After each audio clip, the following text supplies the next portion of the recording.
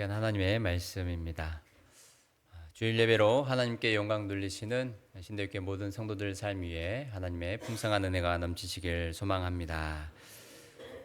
우리 옆에 계신 분들에게 이렇게 인사를 나누겠습니다. 잘 오셨습니다.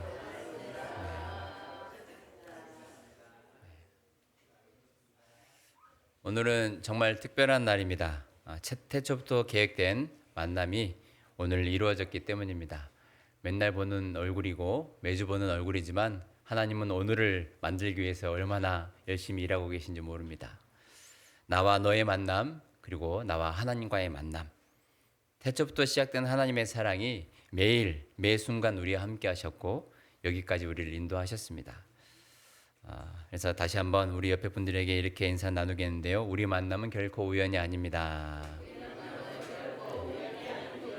네, 결코 우연이 아니다. 하나님의 뜻이었고 우리의 간절한 바람이었습니다. 우리의 기도가 모여서 하나님께서 우리의 삶을 붙들어 주셨고 여기까지 함께 할 수 있었습니다. 아침부터 이런 질문은 부담스러울 수 있지만 그래도 한번 해보겠습니다. 진리란 무엇입니까? 진리. 네. 사전적 정의를 보면 언제 어디서나 누구든지 승인할 수 있는 오케이라고 할 수 있는 보편적인 법칙이나 사실을 진리라고 이야기합니다. 진리란 어느 시대에나 참여해야 하고 변하지 않아야 합니다. 쉽게 예를 들면 해가 동쪽에서 뜨고 서쪽으로 진다. 이것은 변함없는 진리이죠. 요즘에 진리라는 말을 일상생활에서 좀 편하게 사용하기도 합니다. 여름엔 땡땡이 진리다. 그 안에 무엇이 들어갑니까? 여름엔 수박이 진리다. 매우 편하게 사용하죠. 치킨엔 땡땡이 진리다. 애습관대로 말하면 안 됩니다. 치킨엔 뭐가 진리입니까? 콜라가 진리다. 또 각자 나름대로 좋아하는 게 있겠죠. 잠이 올 땐 피곤할 때는 뭐가 진리다? 잠이 진리다. 혹은 커피가 진리다. 커피를 좋아하시기 때문에 이렇게 그냥 하루 먹고 사는 일에다가 진리라는 단어를 사람들은 붙여버립니다. 혹은 어떤 이들은 이 거짓 진리를 만들어서 허망한 것을 쫓게 합니다. 요즘 특별히 많은 문제들을 일으키고 있는 코인이 진리다. 스펙이 진리다. 자고로 돈이 진리다.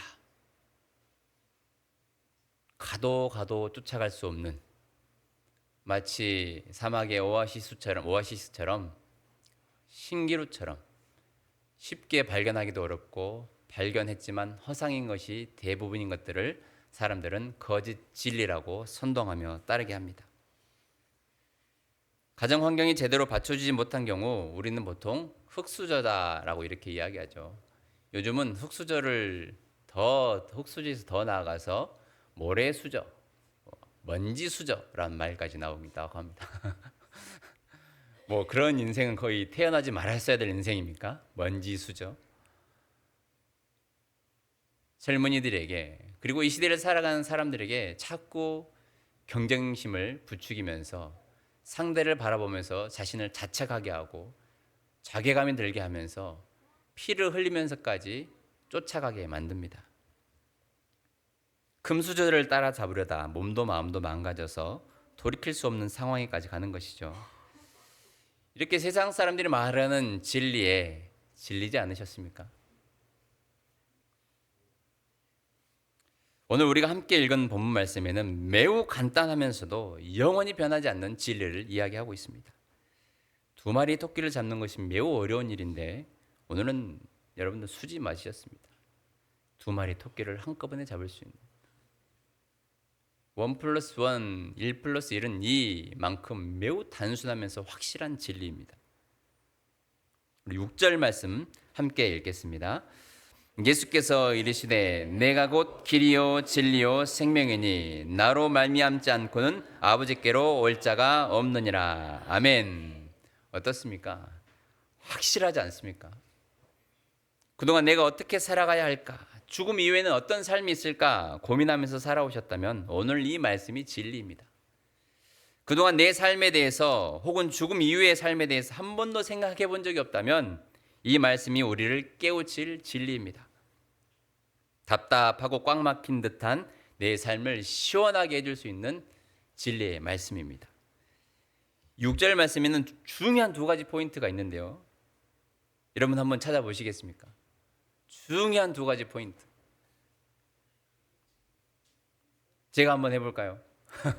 어차피 말할 거면서 제가 어차피 말할 거지만, 자, 첫 번째 중요한 포인트는 우리는 아버지께로 돌아가야 한다는 사실입니다. 그리고 아버지께로 돌아가기 위해서 알려주고 있는 것이 어떻게 갈 것인가, 여기까지 알려주고 있습니다. 우리의 삶에 적용을 시킨다면 어떻게 인생을 살아갈 것인가까지 오늘 말씀은 제시해 주고 있습니다. 먼저 여기서 말한 아버지에 대해서 한번 살펴볼까요? 아버지는 어떤 분이십니까? 우리 육신의 아버지가 아니죠. 온 우주 만물을 창조하신 우리 아버지, 사람을 만드신 하나님 아버지입니다. 창세기 1장 1절 말씀에 한번 같이 말씀을 1장 1절은 그래도 해야죠. 시작. 대초에 하나님이 천지를 창조하시니라. 아멘. 우리의 신앙은 여기서부터 시작되지 않습니까? 온 우주 만물을 창조하신 우리 아버지께로 우리는 돌아가야 한다라는 사실입니다.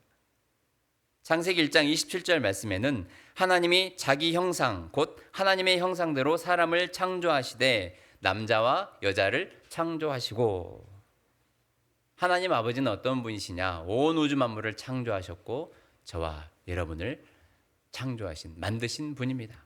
가장 잘 아시겠죠? 우리는 하나님으로부터 나왔다라고 말할 수 있습니다. 전도서 12장 7절 말씀은 이렇게 증언하고 있습니다. 흙은 여전히 땅으로 돌아가고 영은 그것을 주신 하나님께로 돌아가기 전에 기억하라. 무엇을 기억하라고 합니까? 12장 전도서 12장 1절 말씀에는 너희는 청년의 때에 창조주 하나님을 기억하라라는 것입니다. 청년이라고 하면 그냥 단순히 청년만 이야기하는 것이 아니라 이 땅을 살아가는, 호흡하는 모든 생명체들에게 하나님 말씀하시는 거죠. 하나님이 창조하신 모든 생명들아, 너희가 창조주 하나님을 기억하라. 하나님께 돌아가기 전에, 영으로 돌아가기 전에, 다시 말해서 우리의 호흡이 있을 동안에, 우리가 살아가 있을 동안에 그 하나님을 기억하라라고 말씀을 하고 있습니다. 우리를 창조하신 하나님께로 돌아가야 하는 이 필연적 사실을 오늘 이 14장 6절 말씀에는 증언하고 있습니다. 아버지께로 올 자가 없다라는 것은 아버지께로 가야 된다라는 확실한 사실을 이야기하고 있는 것입니다. 여러분 지금 어디로 가고 있습니까? 오늘 설교 후에 부를 찬양이 가사가 그렇게 시작하죠. 당신은 지금 어디로 가나요? 발걸음 무겁게 라고 그런 가사가 있습니다. 설교 후에 찬양을 함께 부를 때 이 가사의 한마디 한마디가 우리의 이 마음을 다시 새롭게 하고 방향을 전환시킬 수 있는 그런 귀한 찬양이 또 되기를 소망합니다. 여러분들 아버지께로 가고 있습니까? 역주행하고 있지는 않습니까? 벗어나 보려고, 내 힘으로 한번 성공해 보려고 그렇게 하루하루를 살아가고 있지는 않습니까? 우리가 아무리 몸부림쳐도 우리 인생은 죽음을 피할 수 없고 거부할 수 없습니다. 이것을 불가항력적이라고 말하죠. 불가항력적이라는 것은 우리의 인간의 힘으로는 도저히 막을 수 없는 일, 그 상황, 그 상태를 바로 불가항력적이라는 단어를 사용합니다. 간혹 자연재해가 발생할 때 우리는 자연 앞에서 아무것도 할 수 없는 존재임을 우리는 깨닫게 됩니다.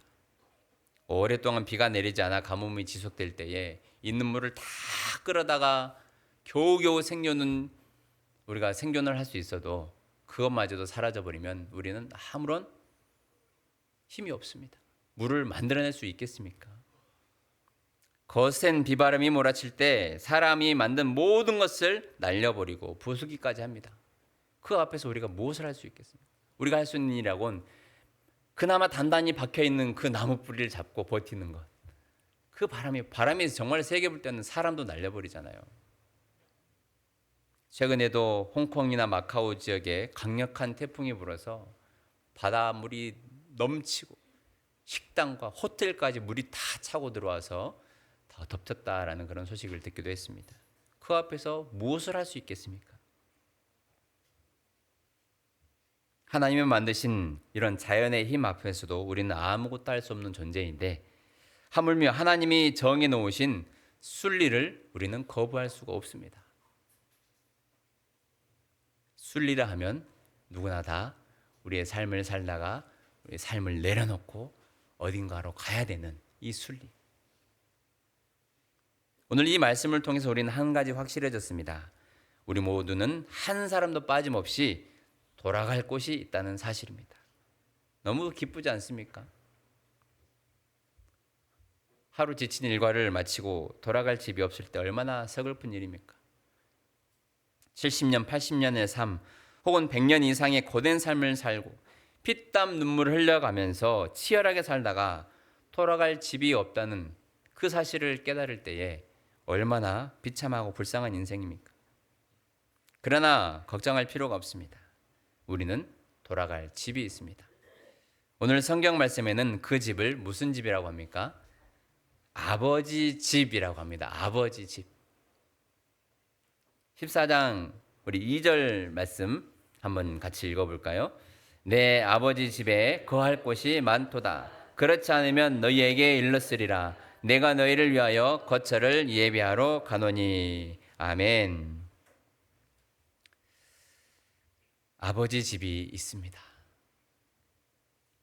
우리가 갈 곳이 있다라는 것이죠. 우리의 본향, 우리를 창조하시고 우리의 평생의 삶을 지켜보시면서 응원하시고 계신 그 아버지의 집. 우리의 인생을 다 마무리 지었을 때, 우리의 삶을 다 마쳤을 때에 갈 아버지의 집이 있다는 사실은 우리에게 정말로 중요한 사실입니다. 그 집이 있다는 사실을 우리가 믿어야 이 땅의 것에 집착을 하지 않기 때문입니다. 다들 이렇게 아파트들이 많이 들어선 것을 보시면서 꼭 이렇게 한 말씀을 하시더라고요. 참 집은 저렇게 많은데 내 집은 없구나. 정말로 간혹 듣습니다. 차를 타고 가다 보면 이제 운전할 때 뒤에서 이 하소연하시는 그런 이 사람들의 말을 한 번씩 듣기도 하거든요. 맞습니다. 그래서 서글프십니까? 집이 없어서 서글프십니까? 그럴 수도 있습니다. 하지만 우리는 이 땅에서 잠시 머무는 것 아닙니까? 우리가 삶을 다했을 때에 돌아갈 아버지 집이 있다라고는 성경은 이야기하고 있습니다. 그것도 거할 곳이 많다. 그곳에 거할 곳이 많다. 집 때문에 싸울 필요도 없습니다. 영어 성경을 보면 이렇게 되어 있습니다. My father's house are many rooms. 룸은 알죠? 룸? 룸은 다 알고 있습니다. 여기서 룸이라는 단어를 모르는 사람 있습니까? father 모르는 사람 있습니까? 이거 두 개만 연결시키면 father, many room. 아버지 집 많아. 아주 쉽지 않습니까? 이쪽 끝에서 저쪽 끝까지 도저히 가늠할 수 없을 정도로 큰 넓은 곳에 하나님의 자녀들이 영원토록 거할 곳, 너희를 위한 집이 많다라고 예수님이 말씀하고 있습니다. 기대가 되지 않습니까? 제가 아는 어떤 친구는 자기는 저 폴리텍 대학만한 그런 넓은 공간에서 산대요. 여러분도 그런 거 꿈꾸십니까? 리빙룸, 베스룸, 룸 아주 곳곳에 그 넓은 공간에 룸이 많이 있는 곳에 살고 싶다라고 이렇게 이야기를 하더라고요. 여러분들도 그런 것을 기대하십니까? 청소하기 귀찮잖아요. 그냥 꿈만 꾸미시면 됩니다. 우리가 꿈꿔야 될 것은, 정말로 우리가 바라고 기대해야 될 것은 그 아버지 집. 집이 크니 작니, 뭐 새로운 가구가 들어왔니 안 들어왔니, 이것을 전혀 신경 쓸 필요 없는, 비교할 필요도 없는 그 공간에서 함께 영원히 사는 그 집, 아버지 집. 예수님이 내가 먼저 가서 그 거처를 예비하겠다, 내가 너희를 데려가겠다라고 오늘 말씀을 하고 있습니다. 이제 중요한 부분이 나옵니다. 그 집에 어떻게 갑니까? 그 많은 집들 저를 위해서 있습니까? 그 집에 어떻게 들어갑니까? 청약 통장을 써야 됩니까? 뒷돈을 써야 됩니까? 피를 줘야 됩니까? 요즘 피도 못 준다고 그러죠. 매우 단순하면서도 변하지 않는 진리, 6절 말씀을 다시 한번 읽어보도록 하겠습니다. 예수께서 이르시되 내가 곧 길이요 진리요 생명이니 나로 말미암지 않고는 아버지께로 올 자가 없느니라. 아멘. 나로 말미암지 않고는 아버지께로 갈 자가 없다. 예수님을 통해서만 아버지께로 갈 수 있다라고 말씀을 하고 있습니다. 눈꽃 틀새 없이 바쁜 현대인들에게 아주 확실하고 단순한 진리 아닙니까? 무엇이 참인지 거짓인지 아무도 믿을 수 없는 이 불안에 떨고 있는 우리에게 확실한 진리 아닙니까? 이 진리는 우리에게 가르치고 있습니다. 하나님 아버지께로 갈 수 있는 유일한 길은 나밖에 없다, 예수님밖에 없다라고 증언하고 있습니다. 우리의 삶이 마치면 반드시 돌아가야 되는데, 아버지께로 돌아가야 되는데 유일한 길은 예수님밖에 없다. 이 말씀을 듣고도 우리는 복잡한 생각을 합니다. 증명해보라고, 예수님만이 유일한 길임을 증명해보라고 우리는 마음속으로 외칠지도 모릅니다. 진리 앞에서 우리는 복잡하게 생각할 필요 없습니다. 진리는 믿으면 됩니다. 왜 해가 동쪽에서 떠서 서쪽으로 집니까? 평생을 붙들고 연구한다고 그게 바뀝니까? 인생만 허비하는 거죠. 진리는 바뀌지 않습니다. 예수님께서 내가 아버지께로 갈 수 있는 유일한 길이요 진리요 생명이다 라고 말씀을 하고 있는데, 내가 납득이 돼야지 믿겠습니다. 내 머리로 이해가 돼야지 믿겠습니다. 내 눈으로 보여져야만이 내가 믿겠습니다 라고 평생을 미루다가 우리 인생이 끝나버리면 어떻게 합니까? 아무리 우리가 부정하고 부인하려고 해도 해가 동쪽에서 떠서 서쪽으로 지는 것은 바뀌지 않는 것처럼, 하나님 아버지께로 나아가는 방법은 오직 예수님밖에 없다는 이 진리는 변하지 않습니다. 진리는 믿으면 됩니다. 어떻게 믿냐고요? 들어야지 믿죠. 그렇기 때문에 이 자리에 앉아 있는 것이 하나님의 은혜라고요. 하나님 이 진리의 말씀을 듣게 하기 위해서 여러분을 이 자리에 불러주셨습니다. 이 진리의 말씀을 들은 우리가 또 나아가서 이 진리의 말씀을 모르는 이들에게 전하는 것이죠. 그러니 예수 믿으세요 라는 이 확실한 말밖에 내뱉을 수 없는 것입니다. 누가 나를 위해서 목숨까지 내놓겠습니까? 2000년 전에 오신 예수님께서는 여러분과 저를 살리시기 위해서 십자가에서 죽으셨습니다. 그 십자가의 죽음과 희생을 통해서 길을 만들어 주셨어요. 길을. 하나님께로 도저히 나아갈 수 없는 인간이 죄 때문에 무너지고 쓰러지고 약해지고 실패한 그 인생들이 하나님께 나아갈 수 있는 유일한 그 간격을 예수님께서 십자가로 메워주셨다고요. 예수님을 통해서만 아버지께로, 하나님께로 나아갈 수 있습니다. 이 예수님이 진리라는 사실은 오늘 이 말씀은요, AD 30년경에 제자들에게 하고 있는 말씀입니다. AD 지금 몇 년이죠? 주후 2025년. 2000년이 흘러도 이 진리는 변하지 않고 여전히 계속되고 있습니다. 앞으로도 종말이 오지 않는 이상 모든 이들에게 이 진리는 선포될 것입니다.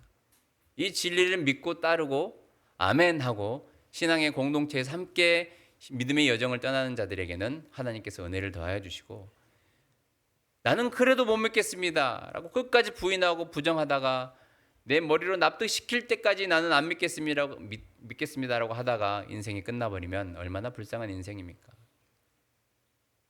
그렇기 때문에 하나님이 오늘 이 말씀을 듣기 위해서 이 자리로 불러주신 여러분들을 하나님께서는 너무나도 사랑하신 줄로 믿습니다. 바빠서 복음을 들을 여유가 없는 사람들도 있습니다.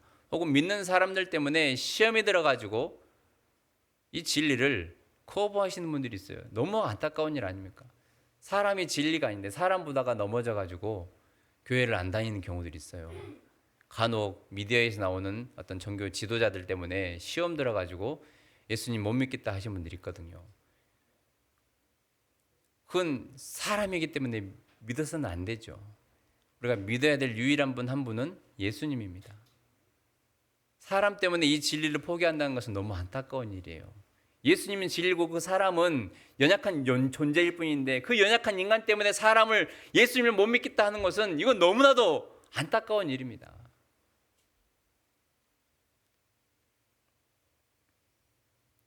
정말로 그런 분들이 많거든요. 우리는 그분들이 돌아오기를 또 기도하면서 또 우리가 주님 앞에 설 때까지 길 잃어버린 영혼들, 방황하고 있는 영혼들, 이 진리를 알지 못한 채 혹은 알아도 거부하고 있는 그 영혼들에게 주님은 길과 진리요 생명이십니다.